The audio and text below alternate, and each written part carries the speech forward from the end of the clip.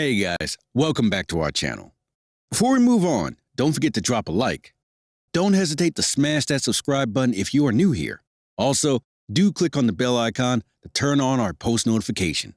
So without further delay, let's get started.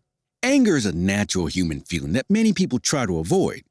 Every parent gets upset now and then, but if you can't control your rage, it could harm your child, including poor mental, emotional, and physical health. It is common for parents of small children to become enraged.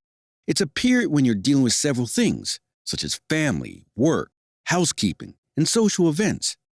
When your children misbehave or things don't go as planned, it cannot be easy to cope. Feeling angry isn't always a negative thing. As a parent, what matters is how you express your anger. You teach your children how to deal with their anger. It is never acceptable for someone to do harm or violence to another person because they are furious. It can be frustrating when your child refuses to do what you want or is rude to you and others.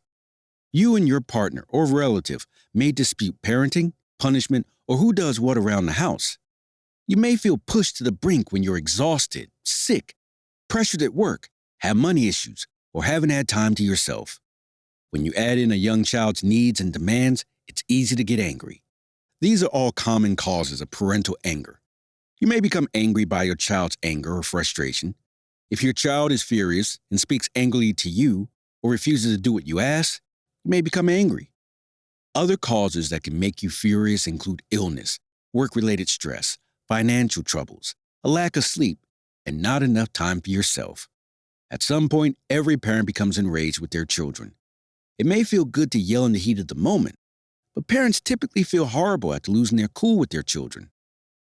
Children dislike it when you become angry.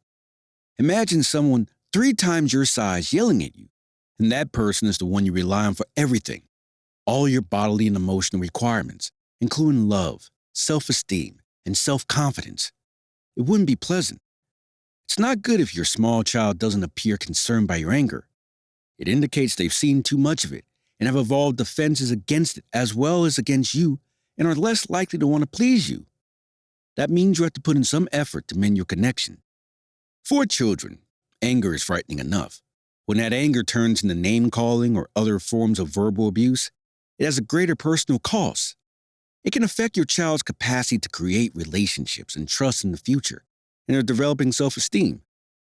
When anger evolves into physical abuse, the consequences for children are severe. When a parent, the person a child looks to for protection and security, becomes a danger to that child, the child may feel bad about themselves or believe they are unworthy, struggle to form and maintain friendships, blame themselves for the abuse and become aggressive, and have other behavioral problems. Feeling upset and dealing with it healthily and constructively can also allow you to set a good example for your children. You are trying to model proper behavior for your children when taking a few deep breaths or walking away instead of erupting. However, rage can become harmful, especially if it frequently occurs or is out of control. If you don't give yourself time to relax, you may say or do useless or unpleasant things.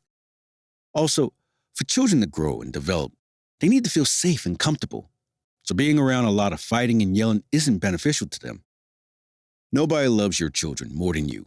Thus the stakes are great, and as are the emotions. Everyone has moments when they've completely lost control. You can lessen the frequency with which you lose it by learning more about anger and healthy ways to express it.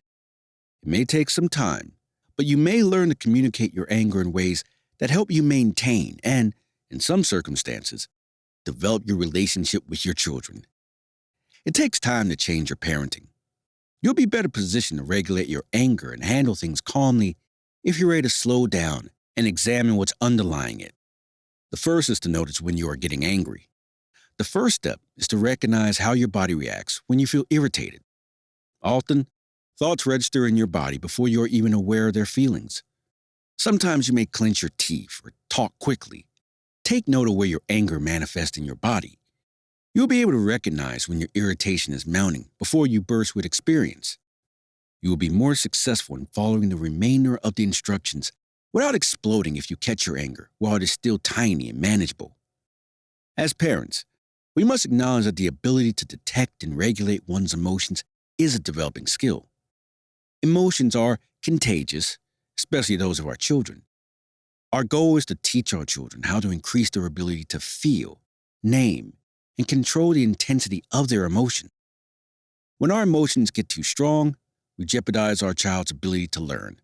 As a result, we must first focus on our emotional regulation before we can help our children develop emotional regulation. The difficulty for us as parents is to remember to identify when we become irritated so that we can regulate ourselves first and then help our children practice and strengthen their ability to calm themselves. When we become angry at our children, it's usually because we haven't set a limit and something irritates us. It's a cue to take action the moment you become irritated. Not yell, please. Intervene in a good way to stop the annoying conduct from continuing. If your frustration stems from, say, you've had a long day, and their natural exuberance is wearing you down, explain this to your children and ask them to be considerate and keep that behavior that irritates you in control, at least for the time being, will help.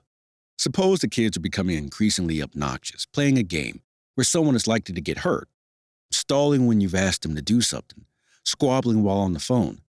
In that case, you may need to stop what you're doing, restart your expectations, and redirect them to keep the situation and your anger from escalating. Calm down. It's never too late to pause and take a deep breath, or a break to cool down, even if you're already arguing with your child. It may feel like giving in or backing down, yet it is the most crucial step in controlling your anger. Your heart rate will slow, and your muscles will relax as you relax. Once you've regained your composure, reflect on what just occurred and consider why you are upset, whether you need to take action, or how you want to resolve the situation if it requires it. This can help you learn from it and manage similar situations more effectively in the future.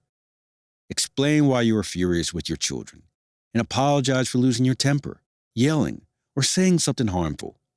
This is preferable to apologizing for being upset, which can imply that anger isn't acceptable.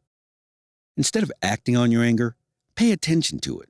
Like all other emotions, anger is as natural as our limbs. What we choose to do with it is what we are responsible for. Anger can teach us an important lesson, but acting when furious is rarely beneficial.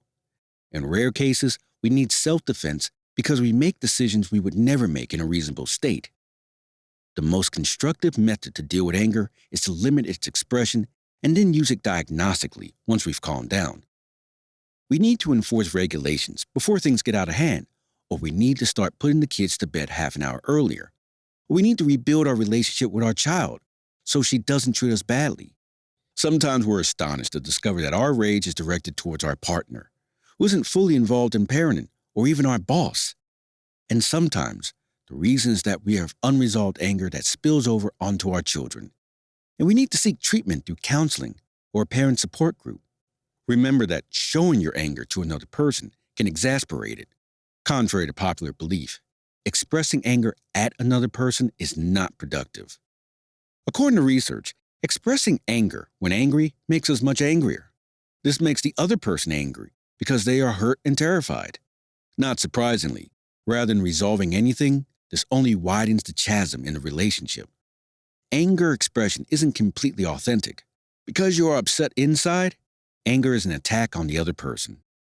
True authenticity would be expressing the hurt or anxiety causing your rage, something you could do with a partner. However, your duty with your child is to manage your own emotions, not project them onto them, so you must be more measured. Consider the implications of expressing anger. While it may be easy to run with your frustration in the short term, giving in to rage might lead to even more problems. Think how things will be when the smoke clears before you lash out at your children or do what you consider proper behaviors. Reevaluate the situation once you've regained your composure. You can assess the situation objectively. Repeat, parenting without rage is a journey, just like any other change. It will not happen overnight, and expecting change without some effort is unrealistic. There will be several opportunities for you to practice these steps.